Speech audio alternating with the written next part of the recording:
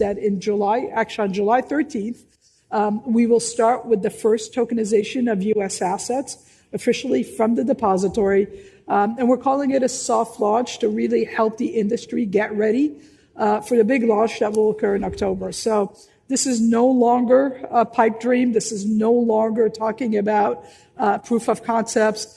We are ready to go. And with the pipes that was Nadine Shakar of the DTCC announcing July 13th, 2026, the DTCC is going live with tokenized securities. No longer just testing, this is a live soft rollout.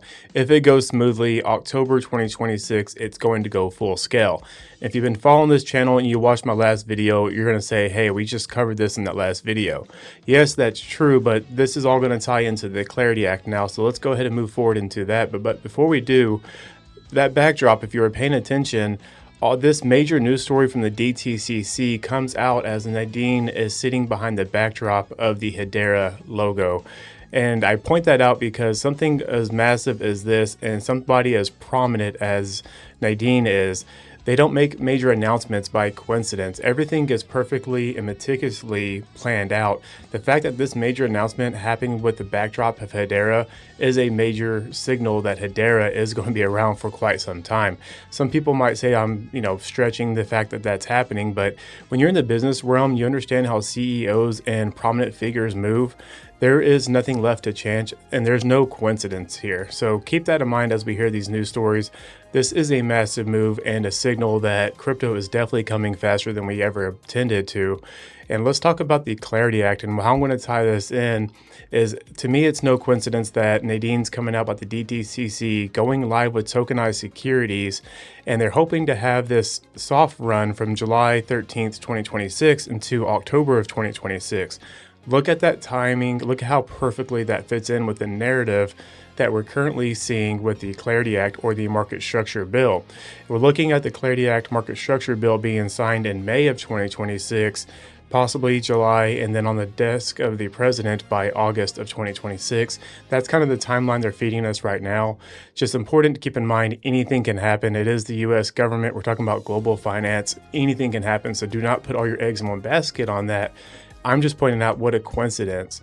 And as we're talking about coincidences, check out this coming from Cynthia Lummis, Senator of Wyoming, and it has to do with the Clarity Act. And again, this is something she's been pushing hard, and the timing of this just feels kind of off to me, meaning that it seems to be all perfectly aligning, and I could be way off here, but check out this post from Cynthia and see what she has to say about this Clarity Act with me. It says the Clarity Act is not a future priority, it is the priority. Every corner of the industry is operating under legal uncertainty that Congress has the power to fix. The Senate needs to act now. So we have Cynthia Lummis and other senators and Congress rep pushing, saying this Clarity Act needs to happen now. We're seeing more heat and momentum being built up from these prominent figures saying pass the Clarity Act. Brian Armstrong, CEO of Coinbase, just came out and said the same thing, says mark it up, right? We're seeing more voices. Of course, Brad Garlinghouse of Ripple doing the same thing. We're seeing this constantly right now. They're kind of priming the market is how I see it. But let's move on to the CFTC and Mike Sileg of the CFTC talking about, again, the Clarity Act. And again, watch the timing of this. What a perfect timeline this fits in with DTCC, Clarity Act, and now what Mike has to say of the CFTC. So check it out. This comes from BSCN. This is going to come out on May 5th, 2026. Check it out with me. It says CFTC eyes July 4th for Clarity Act. CFTC Chairman Mike Sileg said at the Milken Institute Global Conference that he is hopeful the Clarity Act can pass by July 4th, calling Congress at the finish line on the compromised crypto market structure bill. And as we roll down right over here, it says Project Crypto has joint initiative with SEC Chairman Paul Atkins, has already produced digital asset taxonomy guidance and now preparing for rules in perpetual futures, DeFi developer registration, and AI-driven trading. So we have the CFTC chairman, Mike Sileg, saying, hey, July 4th is what they're thinking they can have the Clarity Act signed by. Now, if this is true, again, what a perfect time, July 4th, right? Independence Day. Look at our nation's 250 years as a nation. This all kind of falls into place. And as we look at what this Clarity Act is really going to do, it's going to overhaul the financial system, which is going to overhaul the country. How symbolic would that really be to have this signed on July 4th and or around that time frame? Because when we think about what crypto is trying to do, it is very much trying to make people independent. It's bringing independence to people right through their financial system. So that'd be a curious time for that to come out. But when we're talking about the CFTC chairman, check out this post. Comes from Caroline D. Pham. Just for the people that don't know about Caroline, she is now with MoonPay, but she was previously the acting chairman of the CFTC before Mike stepped in. And this is also at the Milken Institute conference that Mike was at, and she's here as well on MoonPay. But look who she's posting with, and anybody that's a fan of the Canton Network, you're going to be excited about this one. So check out this post from Caroline. It says, Quadrillions. It comes out May 5th, 2026, but that is Caroline with Yuval Ruse of the Canton Network digital assets. They're posting together. This is, again, very symbolic that this is a big play. And I want to point that out for a couple of reasons, because CFTC chairwoman or the ex-acting CFTC chairman posting with somebody like Yuval with the Canton Network, again, shows the validity of Canton Network, because I know a lot of people are still kind of curious or sketch about it. And I know people are scared about rug pulls, and you should be in this, in this environment. Of course, it's crypto. You should be very much concerned. You should be doing your research right. But to me, this again validates what Canton is becoming. It's a bigger network than most people are even acknowledging right now, or willing to acknowledge right now, in my opinion. But let's keep rolling. This is going to come from the Coin Bureau, and it has to do with Morgan Stanley, Coinbase, Robinhood. Again, keep all these news stories in mind as we go through, and check out this other one. And this is going to come from Coin Bureau, May 6, 2026. Check it out with me. It says, breaking. The $7.9 trillion Morgan Stanley is rolling out crypto trading, undercutting rivals with low fees. The Wall Street Bank will charge E-Trade users 0.50% transaction fee, undercutting Coinbase, Robinhood, and Charles Schwab. The rollout is testing now, and all 8.6 million E-Trade users are expected to get access later this year. So Morgan Stanley is rolling out crypto as well. Think how big this really is. And again, another signal to the rest of the institutions. You have DTCC, Morgan Stanley, all going towards crypto. This is a massive move. And again, the ability to tie this in with the Clarity Act timing, because as it states that they will have access later on this year. Will that access come once the Clarity Act has been pushed forward? We'll see of the timing. Let's keep an eye on this. Let's see if it does fall into place, because again, I could be way off here.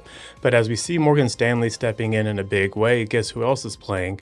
Of course, State Street's right behind as well. And this post is going to come out from All In Crypto on May 6, 2026.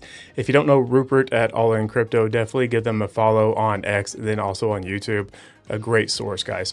Let's go ahead and get into this post here. Check it out. Read along with me here. It says the $5 trillion asset manager launching fund on XLM, Ethereum, and Solana. State Street and Galaxy just launched a tokenized yield fund for institutions called Sweep. The fund is launching on Solana, Ethereum, and Stellar, another multi-trillion giant involved in crypto. So let's put all this together. We had the DTCC going live with Tokenized securities. Massive, guys, massive. Then we have Mike Sileg, CFTC, Cynthia Lummis, also pushing Clarity Act, saying it has to get done now, and other prominent voices as well in this space are pushing for the Clarity Act. Then we have Morgan Stanley and State Street stepping into crypto in a major way. When I'm telling you the institutions are here, guys, the institutions are here, and you have front run them if you've been here for quite some time. Like, really let that sink in and think about the ability and the opportunity that you have right now. We will not see an opportunity like this to front run institutions again in our lifetime, especially if you're my age, about to be 40 or older. That's just not going to happen because of how the cycles work, right? But as we're talking about the biggest institution stepping in, check out this other institution stepping in and talking about moving forward with AI and digital assets, all these things that are coming. they're getting ready for it. They are positioning themselves. So check out this post from Cointelegraph on May 5th, 2026. It has to do with Larry Fink and BlackRock. Check it out with me. It says, latest, BlackRock CEO Larry Fink predicts a futures market for computing power will emerge as global demand outpaces supply. This is not an AI bubble. We have a supply shortage. So essentially, Larry Fink of BlackRock, Larry Fink of World Economic Forum, is stating that he can see the potential to have a futures market based on computing power. So you're looking at computing power being another product of the financial system, such as buying futures for oil, right, as a commodity. They're looking at computing power as a potential futures commodity ability, a financial product, right? That's essentially what it comes down to. So think about what that means. So Larry Fink is thinking that this is a future potential. That means they see that AI computing will be in higher demand one day. And why is that? It's because global adoption is coming in. They have to get ready for it.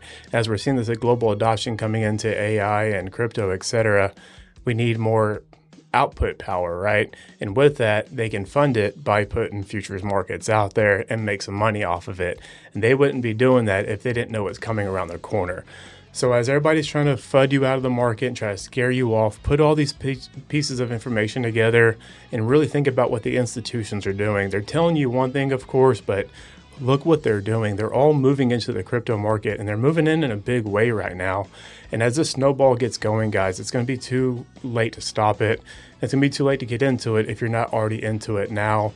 I think about another year or two, these assets that we're buying super cheap, we're going to look back and think, why did I not buy more of that? And again, guys, that's not financial advice. Always do your research. I just want people to appreciate the moment that we have here instead of getting frustrated about it. So hopefully you enjoyed something in this video. If you did, definitely hit a like. Consider subscribing to the channel if you like this kind of reporting. Before I let you guys go, take care of yourself. Take care of the people around you.